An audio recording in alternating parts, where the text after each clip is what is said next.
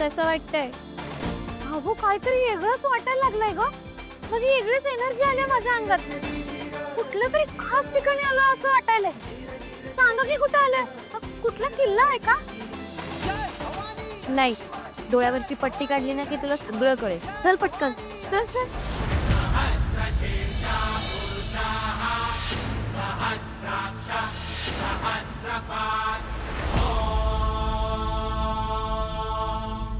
भूमिं विश्वतो वृत्वा गन्तिष्ठत्तशाङ्गुलम्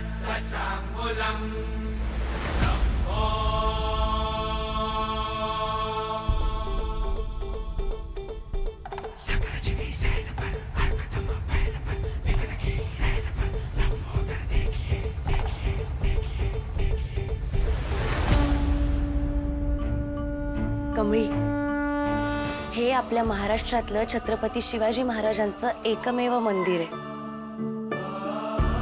तुझ्या वाढदिवसानिमित्त हे खास सरप्राईज. एका रिअल फायटरचं खरं प्रेरणास्थान.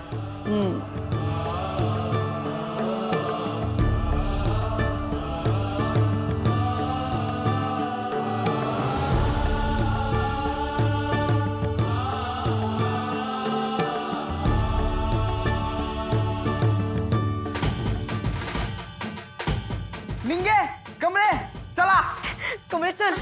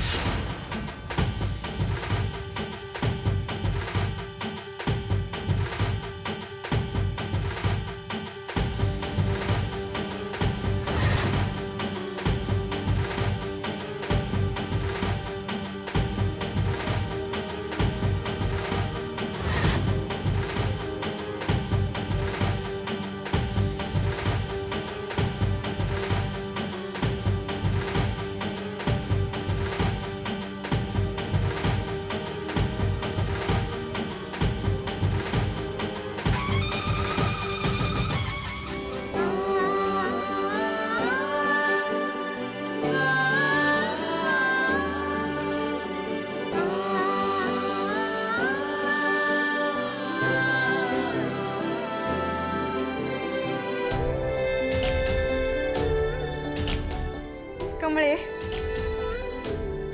कमळे, तुला वाढदिवसाच्या लाख लाख शुभेच्छा. आई तुळजाई तुझी सगळी सपान पुरं करू आणि तू लय म्हणजे लय मोठं व्हायचं. कमळे, तुला वाढदिवसाच्या लय लय लय शुभेच्छा. कायम हसत राहा. थँक्यू बंड्या.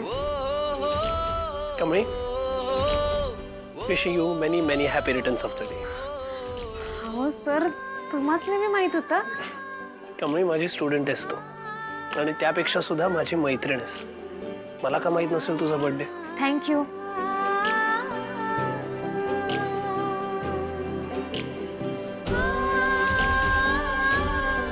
आई आणि आबांची आठवण येते ना.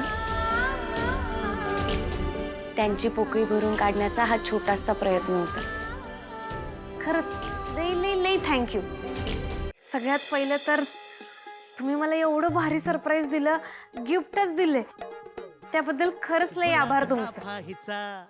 निंगी, तारिणीताई, पंड्या, ऋषी सर, खरंच लई लई लई थँक्यू. म्हणजे इथं आल्यापासून मला काय बोलू आणि काय नको असंच झालंय. काहीच सुचना. इथं महाराजांचं मंदिर आहे, त्याचबरोबर त्यांचा पराक्रम, आपल्या पुढच्या पिढीला त्यांचा इतिहास समजायला पाहिजे म्हणून सगळं आहे इथं. त्यामुळे लईच भारी वाटायला. ज्या माणसाला आपलं दुःख कळलं, त्याचा उद्धार करायला जो धावला, त्याला आपण देवाप्रमाणे मानलं. तर माझ्यासाठी महाराज फक्त देव नाही, तर त्याच्या बी वर आहे. त्याचं कारण म्हणजे त्यांनी मला जगायला शिकवलं, लढायला शिकवलं, आत्मसन्मान काय असतो ह्यो शिकवलं, अन्याय करायचा नाही आणि कुणावर होत असेल तर तो सहन बी करायचा नाही ही शिकवण दिली. जन्माला आलोय तर किड्या मुंग्यांसारखं नाही, तर मानानं जगायचं त्यांनी ही शिकवण दिली. महाराजांची खरी भक्ती कशात आहे माहित आहे? त्यांचा इतिहास समजून घेण्यात आणि त्यांचे विचार आपल्या मनात रुजवण्यात. 18 पगड जाती धर्माच्या लोकांना संघ घेऊन महाराजांनी स्वराज्याचं सपान बघितलं आणि ते सत्यात उतरवलं। आपल्या राजानं त्यांच्या राज्यातल्या प्रत्येक कारागिराला, शेतकऱ्याला, गोरगरिबाला बळ दिलं।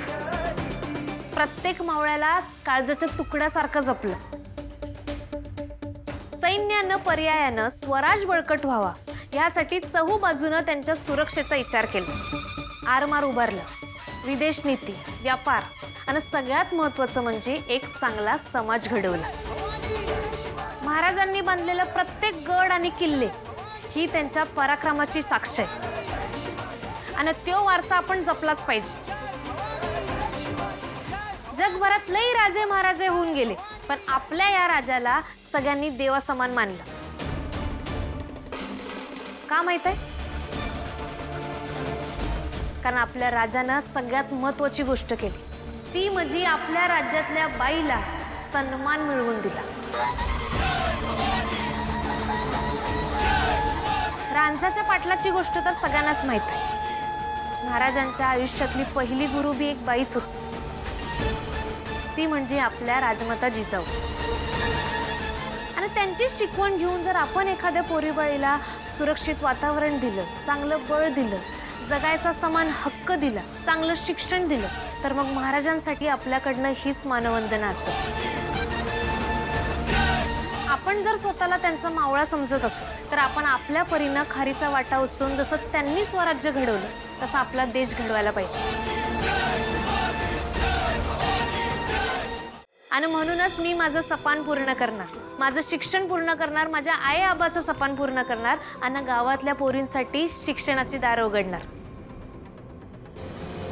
मला इथं येऊन आज लई भारी वाटतंय। वेगळीच ताकद आली आहे, बळ मिळाले। आपण एखाद्या माणसाचं मंदिर बांधतो म्हणजे आपण त्याला आदर देतो, सन्मान करतो आणि महाराजांचं व्यक्तिमत्व देवाप्रमाणेच आहे। पण जर आपण त्यांचे विचार आपल्या आयुष्यात अंमलात आणू शकलो नाही तर मग नुसती देवळं उभारून काय उपयोग? माझ्यासाठी महाराज देवच आहेत। पर माझी सगळ्यांना विनंती आहे की माझ्या देवाला असं नुसतं देवळापुरतं मर्यादित ठेवू नका, तर त्यांचे विचार समाजात घराघरात पोचवा, पोरा बाळांमध्ये रुजवा। आज माझ्या वाढदिवसानिमित्त तुम्ही मला एवढी भारी भेट दिली, त्याबद्दल खरंच तुमचे लय आभार। या संधीचं मी नक्कीच सोनं करणार आणि म्हणूनच मी शपथ घेतो की महाराजांच्या स्वप्नातलं स्वराज्य घडावं यासाठी मी कायम झटत राहील आणि आपण सगळे मिळून आपल्या राजासाठी त्यांच्या स्वप्नातलं स्वराज्य घडवू। जय भवानी, जय भवानी।